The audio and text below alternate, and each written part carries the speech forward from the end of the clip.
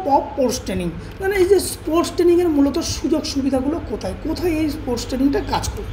এখানে দেখো আমি 4টে ভাগে ভাগ করেছি। স্পোর্টস ট্রেনিংকে 4টে ভাগে ভাগ করেছি, 1 2 3 4। 4টে ভাগ কি মূলত এদের উপরেই স্পোর্টস ট্রেনিং বা ক্রীড়া প্রশিক্ষণ কাজ করার সুযোগ থাকে। যেমন কি এক, প্রফেশনাল অ্যাথলিট।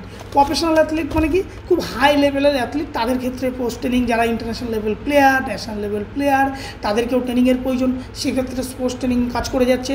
আবার একদম বিগিনার যারা শুরু করছে, নবিশ প্লেয়ার যারা ফার্স্ট টাইম কোনো ট্রেনিং এসছে, নতুন কোনো প্লেয়ার যখন নতুন করে গেম শুরু করছে, সেই বিগিনারদের ক্ষেত্রেও কিন্তু স্পোর্টস ট্রেনিং বিষয়টা কিন্তু একটা গুরুত্বপূর্ণ বিষয়। তাহলে সেক্ষেত্রেও বিগিনারদের উপরে স্পোর্টস ট্রেনিং ভীষণভাবে কাজ করে যাচ্ছে।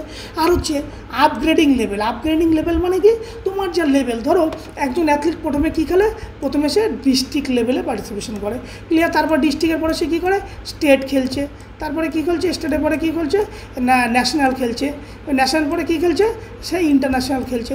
তাহলে এই যে প্রত্যেকটা লেভেল, যে ডিস্ট্রিক্টের পরে তোমাকে স্টেট খেলতে হবে, স্টেটের পরে তাকে ন্যাশনাল খেলতে হবে, ন্যাশনালের পরে তাকে ইন্টারন্যাশনাল খেলতে হবে। তাহলে এই লেভেলগুলো আপগ্রেড করার জন্য কিন্তু, বা তোমার এই যে পারফরমেন্সটা তুমি যদি ভালো খেলো তবেই কিন্তু ডিস্ট্রিক্ট থেকে স্টেট, স্টেট থেকে ন্যাশনাল, ন্যাশনাল থেকে ইন্টারন্যাশনাল যাবে। তাহলে এই ট্রেনিংটাও কিন্তু তোমাকে ভীষণভাবে জরুরি তোমার লেভেলটা আপগ্রেডেশন করার জন্য। আবার কী আছে তারপর লাস্ট দেখো 4 নম্বরে আছে আফটার ইনজুরি।